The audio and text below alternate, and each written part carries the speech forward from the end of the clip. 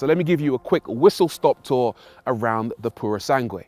The first thing you notice about this car is that it's split into two distinct sections, a body-coloured upper section and a black lower section, which almost gives you the impression the body is bolted to the chassis.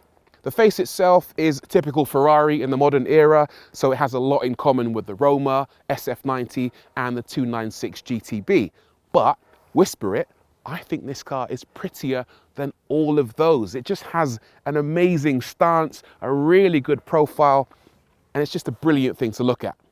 This particular car is finished in Rosso Corsa, or traditional Ferrari red, but regardless of which colour you go for, all Purosangues have this black strip across the front, which is there to help disguise the various sensors on the front of the car, including a forward-facing camera and some ultrasonic parking sensors. The rest of it, though, is an exercise in aerodynamic trickery. And by that, I mean it's absolutely covered in vents and ducts and slats. Look at this, down here on the leading edge, the front splitter channels air underneath the car in a controlled way towards that rear diffuser. And you might think that the headlights are located here. They're not, they actually live down here. These are just basically vents to help channel air partly into the engine bay to help keep things cool, and also over the top of the wheel arch to reduce the turbulent air around this area.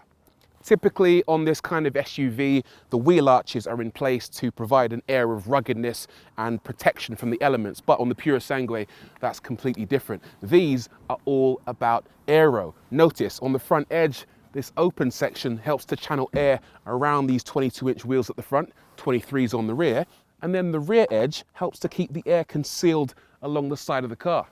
Beautiful to look at and absolutely fascinating.